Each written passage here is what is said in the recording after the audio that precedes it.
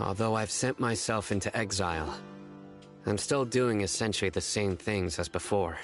Do you still have any questions for me before we start our investigation? One of my former subordinates told me that this title has its origins in a strange incident. The Academia has long exiled mad scholars to Aru Village. A mysterious phenomenon exists here. When mad scholars first arrive, they are as incoherent and deranged as before. But after spending some time here, they invariably begin to calm down. Initially, the people of Aru Village greatly resented having to take in the mad scholars. But a strange incident one night changed that. Aru Village was struck by the strongest earthquake in living memory. Seeing buildings on the verge of collapse all around him, the then chief of the village was preparing to take everyone to safety. Suddenly, he noticed a mad scholar crouching in a corner, caressing the ground with his hands. A soft, green light radiated from him, like a divine glow against the backdrop of night. Despite the powerful tremors that ripped through the ground that night, all the houses remained upright, almost as if they had grown roots reaching deep into the ground. In the end, not a single building collapsed, and no one was hurt. After that, the people of Aru Village treated the mad scholars with greater kindness, and began to refer to them as the village keepers. The soft green light? A mad scholar protecting Aru Village? Paimon thinks so too. Actually, Sino, do you know if any of the mad scholars continued to wear their Akasha terminals at Aru Village? In theory, they would continue wearing them so the Academia could still monitor their activities. With that said, the main Akasha system would no longer have any interaction with them. Oh, no wonder! Everything makes sense then! Add in the fact that they calmed down, it was probably Nahida who calmed them. If you are able to draw a conclusion from this one story alone, then it appears you possess much more information than I do. So, what do you make of the story? Really? Lesser Lord Kusanali. What? You don't believe us? Lesser Lord Kusanali was definitely using the Akasha to give her power to the mad scholars! No, it's not so much that I don't believe you. I'm just struck by your reasoning. Lesser Lord Kusanali, the current Dendro Archon. Is she really active in Sumeru? The Academia has always placed far greater importance on the late Greater Lord Rukkhadevata. They've more or less ignored Lesser Lord Kusanali, and I've never had any reason to doubt their views. In addition, I've never heard any stories about Lesser Lord Kusanali and her deeds. To me, she might as well have been a god that never existed. No way! Nahida definitely exists! She's a... how should Paimon put it? She's a good Archon who's kind and wise, even if she says weird stuff sometimes. I've spent many years interrogating criminals, so I can easily tell when someone is lying. Good! Then you should know that we're telling the truth! That look in your eyes. I've never seen that from a liar. You two really must have met Lesser Lord Kusanali. How can this be?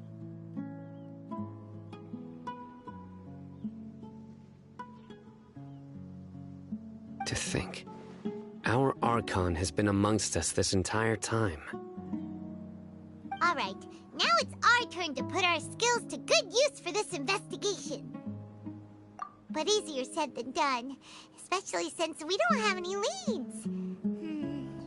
Maybe we can start by knocking on some doors. Excuse me, are you here to help me find my grandpa?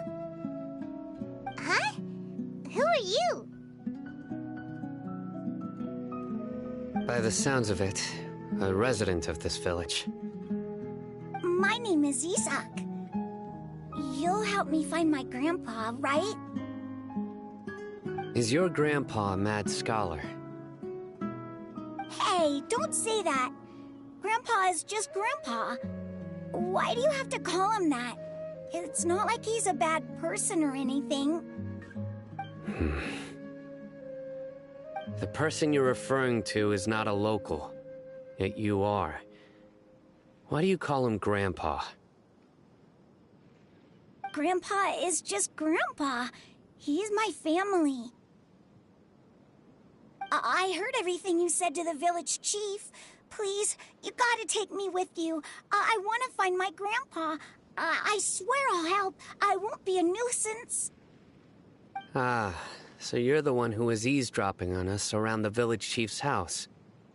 I was planning to go out and take care of whoever it was, but I had a vague feeling that they didn't harbor any ill intent.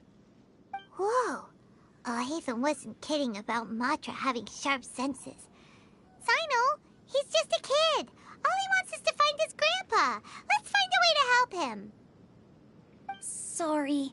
I was only listening in because I wanted to know where Grandpa went. Honest. If you don't believe me, you can ask Miss Candace. All right. But first, let's confirm the facts with Candace.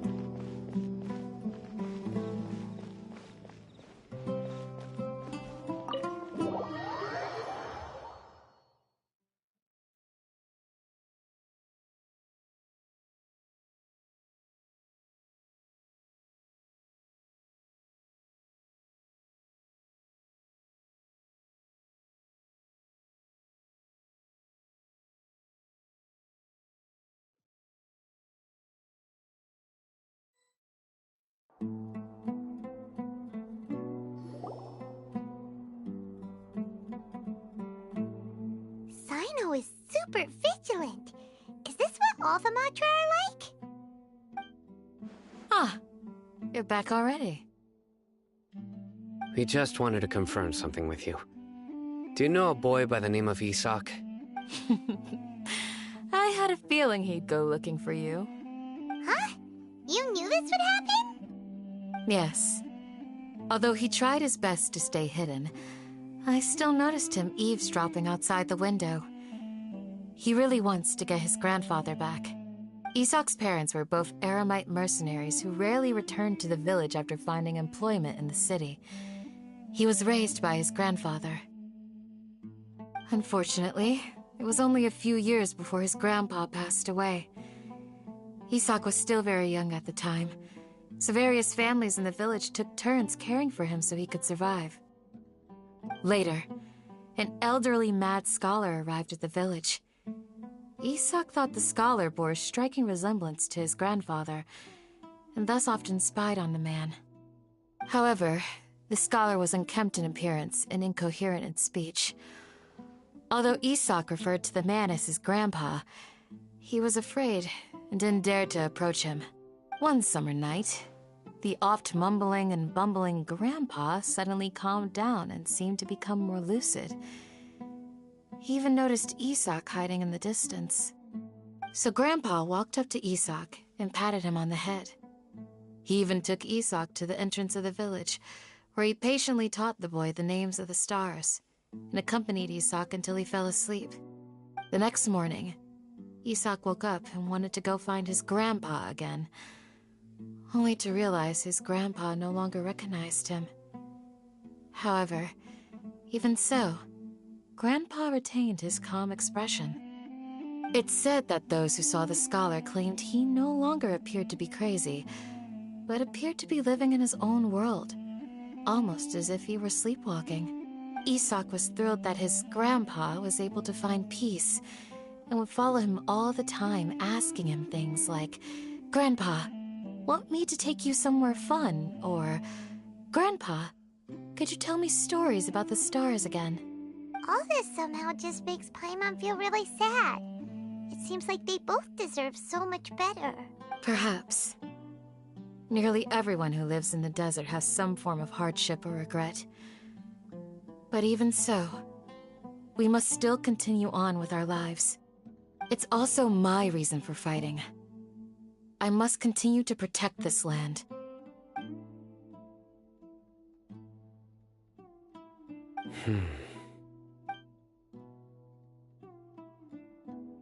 Maybe the people have always had a considerate god watching over them. Huh? What did you say, Sino? No, nothing. As long as Isak keeps his word and doesn't get in our way, we can take him along. Perhaps you are more compassionate than I gave you credit for. Please accept my thanks on Isak's behalf, Sino.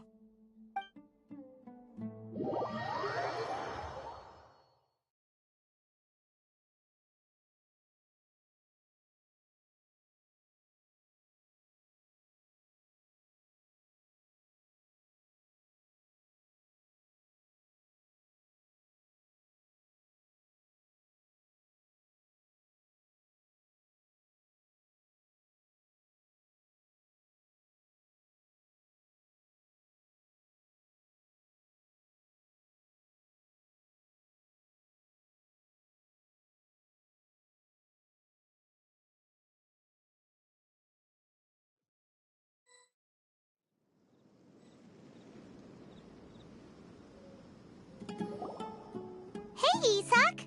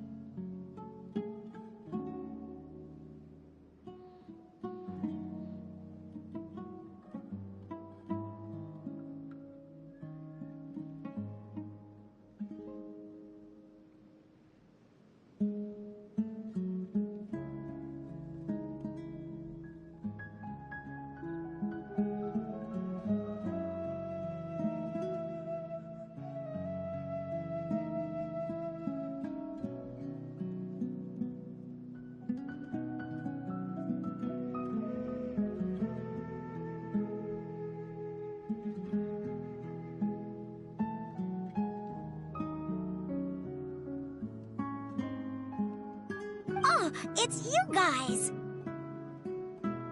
We've cleared everything up. Let's go find your grandpa. Really? Wow! Thank you so much! Yeah! Alright. Let's ask the local residents some questions first.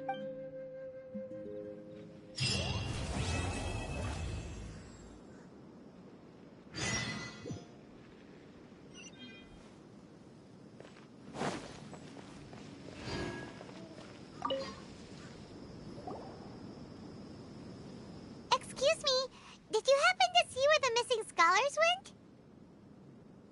You mean the village keepers? Oh, let me think.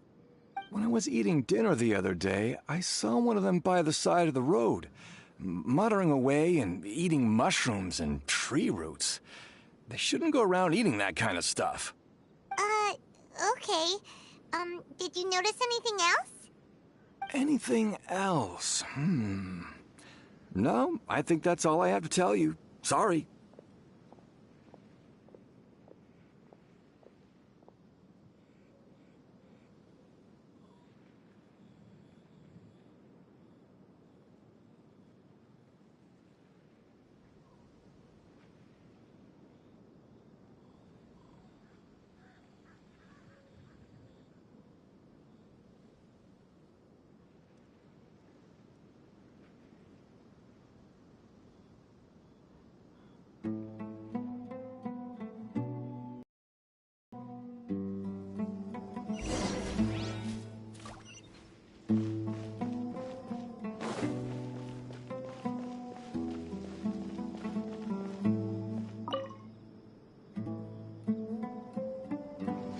The scholars that have gone missing.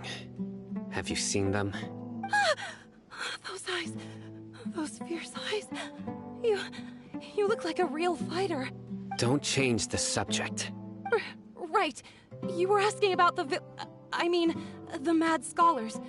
I think it's been a few days since I last saw them. I usually go to bed pretty early, so I'm not too familiar with what goes on at night. But honestly, I feel quite sympathetic towards them. Even though they act a little strange, they've helped me in the past. If it weren't for them, my house would have collapsed long ago. Do you also think Grandpa and the others are good people? Grandpa? Oh, hello there. It's little Isak. You mean that nice man who looks like your grandpa's long-lost twin, right? He was actually the one who protected my house. I saw it with my own eyes. He happened to be staying near my house that day and was doing something with his hands on the ground. It still feels pretty surreal now that I think back on it. Did someone teach them how to do that? Well, whatever the case, I'll always be thankful to him and whoever taught him to look out for others. I'm pretty sure that if I ever went mad, I wouldn't be able to do anything like that. Gotcha. Thank you.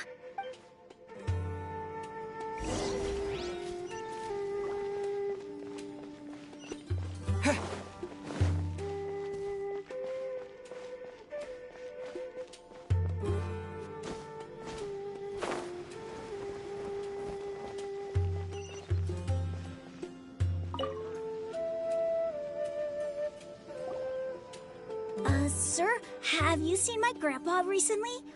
You know, the one who likes to sit and space out near the village entrance. Oh, well, if it isn't Isak. Oh, your grandpa, huh? It's been a while. The last time I saw him, he was spacing out by the road as usual. I went and asked him if he'd like any of the food I had prepared, despite my wife's protests. Like many people, she's really quite terrified of them. And speaking of my wife, she's still always complaining about how I don't make enough mora. Might explain why she's always mad at me. Oh, thank you. Thank you for taking care of him. It was nothing. You're looking for him, right? Did he go for a walk and get lost? Yeah. That's no good. Well, once you found him, come by my place again and I'll cook a little something for the both of you. I've known you since you were very young, so as far as I'm concerned, you're family. Please feel free to come by anytime. Wow, what a nice guy! Okay. Thank you, sir. Huh? Don't say anything for now. Isak, stay here. Let's head over there. Stay quiet as you move.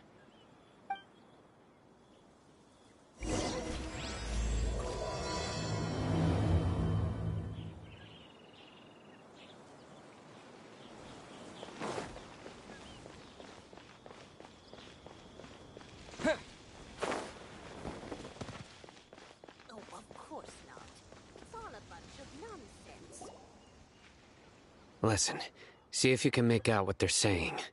Have you heard? The mighty King Deshret, the sovereign of our faith, will soon return to this world. Yes, of course I have. King Deshret is the one and only true ruler of this land. I've never believed in any other gods. Still, you say he's coming back, but it sure doesn't feel like life's about to change around here anytime soon. What's your proof? Haven't you noticed? The village has been getting more deranged scholars than ever. Delavar was saying that many people also went insane just before the fall of King Deshret's civilization in ancient times. We don't quite know why, but it seems like there's some sort of connection between insanity and King Deshret. Isn't it a sign of King Deshret's power that all the mad scholars have disappeared? If you ask me, they must have been chosen as the final sacrifice for King Deshret's resurrection. Huh. Now that you say it, that does make some sense.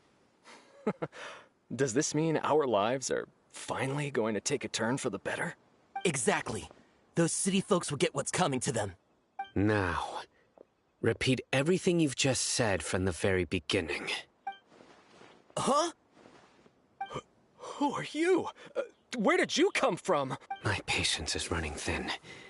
You heard what I asked.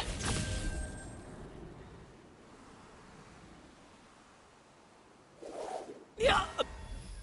Bro, this guy's something else. Just look at his eyes. One wrong move, and he's gonna flay us alive. Let's not get on his bad side, okay? I am no match for this guy. Oh, okay, good sir. What is it you would like to know?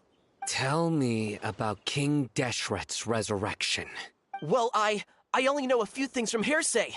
I went for a drink the other day and heard others talking about a rumor that the madmen will disappear and that King Deshret will return to this land. I'm not making this up, I swear! Hey, go on. Keep talking. It's true. It's all true, sir. We desert folk have had more than enough of those people at the academia. They keep sending us all their mad scholars and won't let us have a good life. Would you want to live like this if you were in our place? The radicals were even more thrilled than me when they heard the news. We're all praying for King Deshret's speedy return. Delavar also said that once King Deshret returns to our side, it's only a matter of time before we conquer the land on the other side of the wall.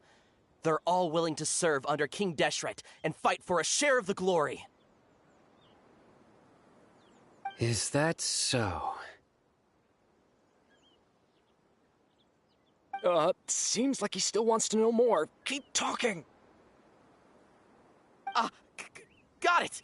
At first, I told myself it was just the drink talking, but then all the mad scholars vanished without a trace, just as the rumors said. Please don't beat me up just for mentioning these rumors. If I'm guilty, then everyone else around here is also guilty. I'm just saying what the others said. The people here really like King Deshret, but dislike the Dendro Archon. Where is this radical person you talked about?